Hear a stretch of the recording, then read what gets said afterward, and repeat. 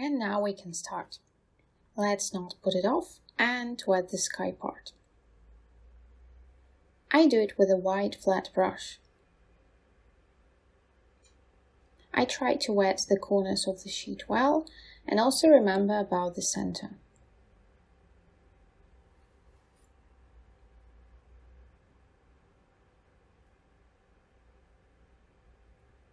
If your brush loses hair, it's best to remove it from paper now, otherwise it will later leave a mark.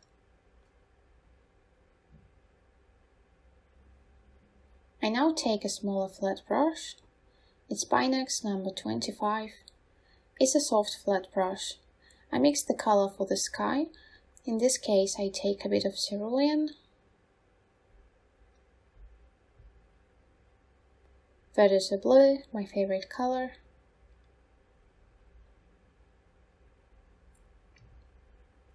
This time I've decided to paint the sky more blue. I usually paint it using more ultramarine, Verditer blue, that has a slightly violet tone, but here I'd like to use saturated cerulean. It has a feature that it spreads on paper more evenly. I add a bit of cobalt or phthalo blue to the very top. I try not to rub the paper too much. The watercolor will do the job for us. It's just important to have the ink line. I have something, for example, masking tape, placed under my drawing board. It creates an ink line and watercolor flows down the sheet. If some strokes turned out rough, don't worry, they'll smooth out. It's best to leave it and move on to the next thing. Now I mix ultramarine and take a little orange, so that it's not too saturated, because the clouds have a cool grayish tone. The orange will mute this color, that is saturated ultramarine. I confidently cover the shadow parts of the clouds.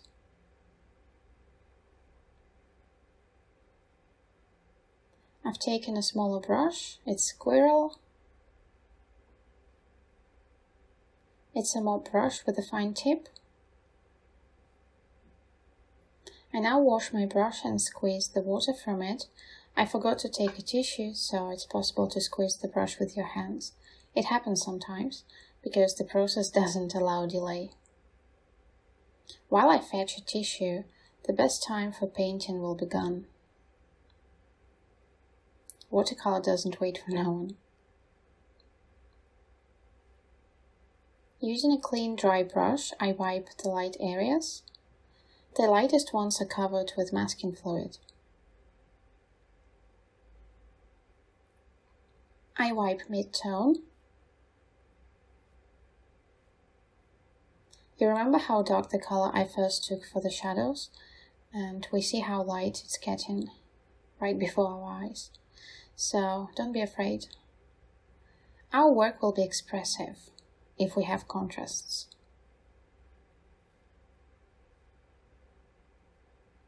I continue to wipe while the paper is still moist.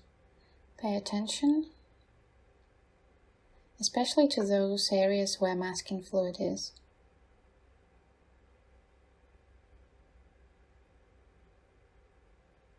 There should be mid-tone next to the light, no sharp contrasts. Otherwise, when we remove masking fluid, these lines will stand out while we need shining areas close to it. The transition between light and shadow should be smooth with the mid-tone. I've mixed some ultramarine. You can even add maroon, some cool red color, a little orange, but less of it now as I place minor accents.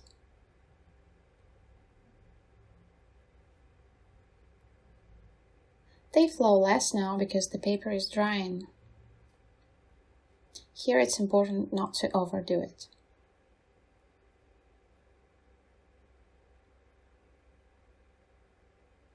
I take a fan brush and smooth it out a bit if I think it looks too sharp.